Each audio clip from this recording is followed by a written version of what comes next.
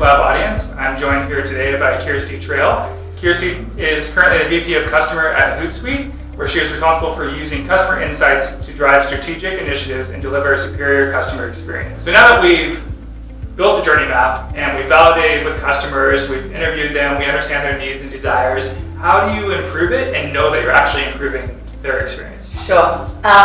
So as Peter Drucker, the management consultant, famously once said, if you can't measure it, you can't improve it. So it's very important to ensure that you have the right metrics set up to make sure that you're measuring improvements to the journey. At Hootsuite, we have a customer dashboard which it contains metrics across each stage of the journey that we're looking to improve that are grounded in what our customers would see as core improvements to the journey.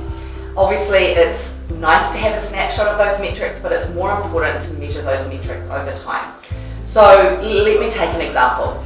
If you're thinking about the acquisition phase of the journey, which a lot of companies have, a buying phase of the journey, maybe you're measuring conversion, maybe you're measuring average order value. Don't just measure that at one snapshot in time, but measure that on a weekly, monthly, quarterly, annual basis.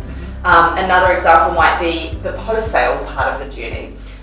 So if you're looking at improving your post-sale journey, you might be measuring things such as retention rate, renewal rate, churn, repeat customers if you're in a more B2C transactional business. And again, it's really important to trend those metrics over time. Mm-hmm. And a lot of metrics, whether it's sales or maybe marketing metrics for the acquisition piece, they are going across several organizations. How do you ensure that you're all working together to record that experience and the improvement of that? Sure. So I think the easiest and most important way to do that is actually to align metrics across different business units and teams. So we have effectively three core metrics.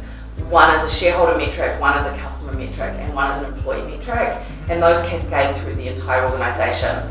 There are also important linchpin metrics that are shared between teams. So for example, our product team and our marketing team own our Net Promoter Score and driving improvements to our Net Promoter Score.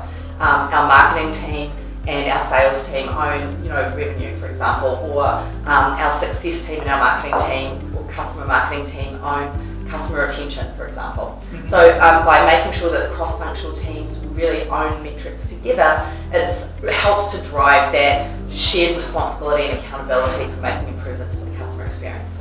Now, you talked a little bit about your metrics you use and CSAT and NPS being part of that. When that number moves up and down, how do you know what's actually correlated with that movement? How do you know what to change? Oh, sure. Here I think it's really imperative that you look at the qualitative data. To your point, you can see the number moving up or down, but you really have to peel back the onion by reading through the customer comments and understanding what the customers are saying across various different categories, and then again, using the weighting of those categories and understanding the impact on your business to then determine which pieces to change to have the biggest impact. I want to thank Kirsty for joining us today and sharing her best practices to improve customer experience and showing the impact that customer experience can have across your organization.